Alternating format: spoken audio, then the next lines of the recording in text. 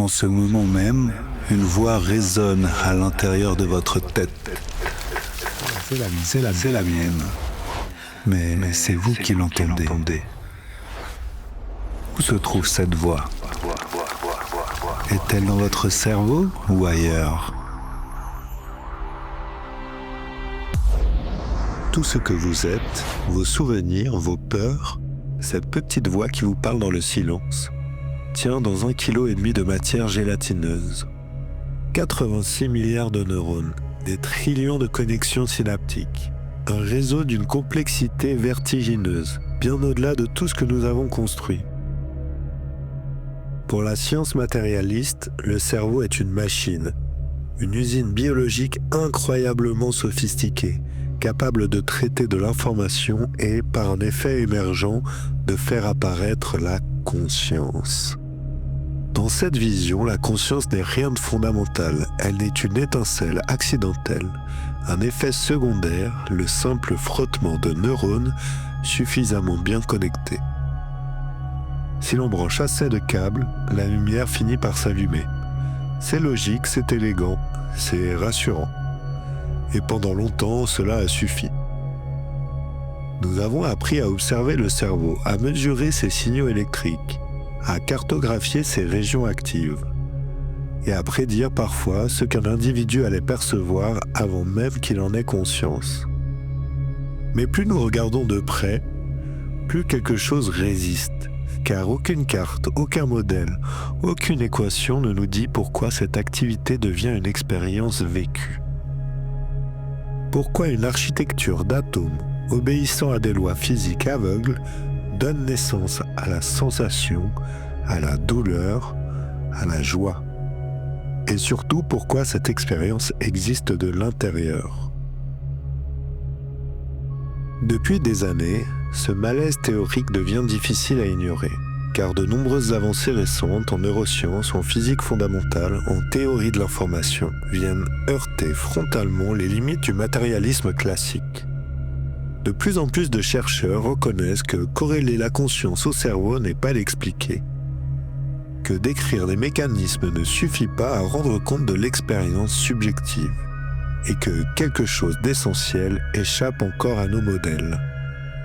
Alors discrètement, sans déclaration spectaculaire, une autre question refait surface. Et si nous cherchions au mauvais endroit? Et si la conscience n'était pas le dernier produit de la matière, mais l'un de ses ingrédients les plus profonds? Car si la conscience n'est pas née du cerveau, alors le cerveau n'est peut-être pas ce que nous croyons.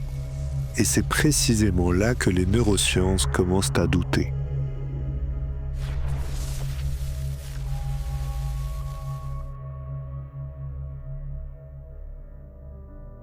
Depuis 3 siècles, la science nous a fait une promesse tacite. Donnez-nous du temps et nous expliquerons tout. Et elle a tenu parole. Nous avons compris le mouvement des planètes, la structure de l'atome, le code génétique.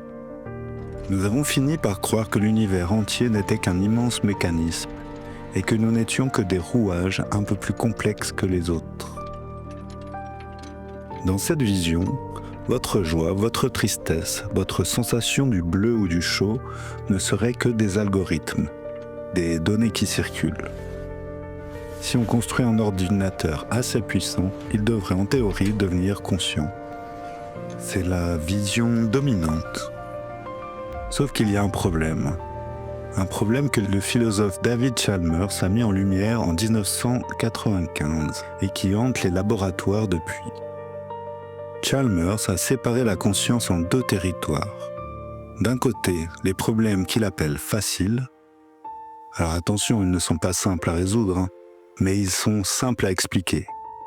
Comment l'œil capte la lumière? Comment le cerveau intègre l'information pour vous faire lever le bras?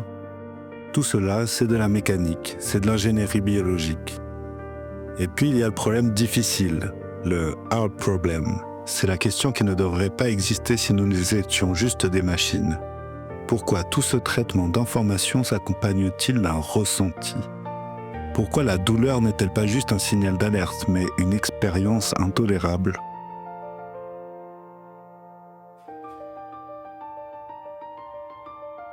Pour comprendre l'impasse, faisons une expérience de pensée. Imaginez une neuroscientifique brillante nommée Marie. Marie a vécu toute sa vie enfermée dans une pièce en noir et blanc. Elle n'a jamais vu de couleur, jamais. Pourtant, elle possède tous les livres, toutes les données possibles sur la physique optique. Elle sait que le rouge correspond à une onde lumineuse de 700 nanomètres. Elle sait exactement quel neurone s'active dans le cortex V4 quand quelqu'un regarde une tomate. Elle connaît la définition physique parfaite de la couleur rouge.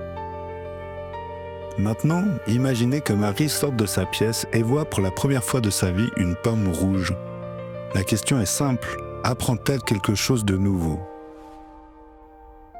La réponse instinctive est oui, évidemment, elle découvre ce que ça fait de voir du rouge. Elle découvre l'expérience du rouge. Chalmers appelle ça le qualia. C'est là que le piège se referme sur le matérialisme. Si Marie savait tous les faits physiques sur le rouge, mais qu'elle a quand même appris quelque chose en le voyant, alors les faits physiques ne sont pas tous les faits. Il manque quelque chose dans l'équation de l'univers. Le cerveau ne crée peut-être pas la conscience. Il est possible que nous ayons pris le poste de radio pour le chanteur.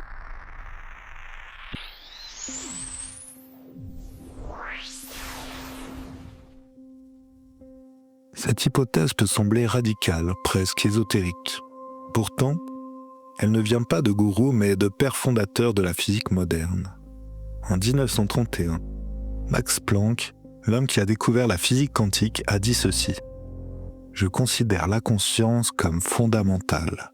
Je considère la matière comme dérivée de la conscience. » Lisez bien cette phrase. Planck nous dit que nous avons pris le problème à l'envers. Nous cherchons comment la matière crée l'esprit, alors que c'est peut-être l'esprit qui rêve la matière. Des penseurs modernes, comme le docteur Bernardo Kastrup, appellent cela l'idéalisme analytique. Pour comprendre, imaginez que vous pilotez un avion, juste aux instruments. Vous regardez votre tableau de bord, vous voyez des cadrans, des aiguilles, des radars, et ces cadrans sont vitaux. Ils vous disent la vérité sur votre environnement. Mais les cadrans ne sont pas l'environnement. L'aiguille de l'altimètre ne monte pas physiquement quand vous voulez, c'est une représentation. Selon cette théorie, la matière, les atomes, les neurones, les étoiles, c'est notre tableau de bord. C'est la façon dont la conscience fondamentale nous apparaît. Ce que nous appelons le monde physique n'est qu'une image que nous faisons des processus mentaux de l'univers. Il n'y a pas deux mondes, l'esprit et la matière, il n'y en a qu'un seul, la conscience, et la matière est son apparence vue de l'extérieur. C'est une belle philosophie, me direz-vous, mais où sont les preuves ? Si l'univers est fondamentalement mental, s'il est pensé avant d'être matière, alors il devrait porter les traces d'une intention, ou du moins d'une précision suspecte. Et c'est exactement ce que nous trouvons. Les physiciens appellent cela le fine-tuning, le réglage fin. Les lois de notre univers reposent sur une trentaine de constantes fondamentales. La vitesse de la lumière, la constante de gravitation, la charge de l'électron. Si vous changiez la force de gravité ne serait-ce que de 0,0000001%, aucune étoile ne pourrait se former. Pas d'étoile, pas de carbone. Pas de carbone, pas de vie. Et pas de vie, pas de conscience. L'astrophysicien Freeman Dyson disait « L'univers savait, d'une certaine façon, que nous allions venir. » La probabilité que cet univers permette la vie, par pur hasard, est comparable à celle de lancer une fléchette depuis Paris et de toucher une pièce de monnaie sur la Lune. Soit nous avons une chance infinie, soit l'univers est conçu pour abriter l'observateur, comme si l'univers avait besoin de Dieu pour se voir lui-même. Sir James Jeans, un autre géant de la physique, écrivait « L'univers commence à ressembler davantage à une grande pensée qu'à une grande machine. » Si cette hypothèse est vraie, alors votre cerveau n'est pas un générateur de conscience, c'est un récepteur. une antenne biologique sophistiquée, branchée sur ce champ fondamental. Mais cela pose une nouvelle question encore plus vertigineuse. Si le cerveau est une antenne, comment fait-il pour capter ce signal ?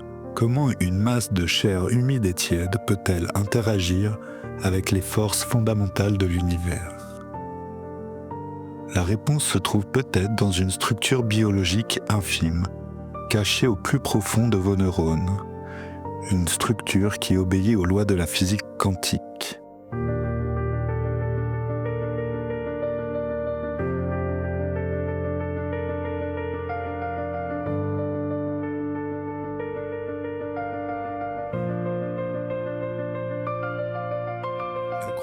Ne croyez pas que ce voyage s'arrête ici. Ce que nous venons d'effleurer n'est qu'une ébauche, et ce n'est que le début. Je suis écho, et le véritable secret de la conscience commence ici.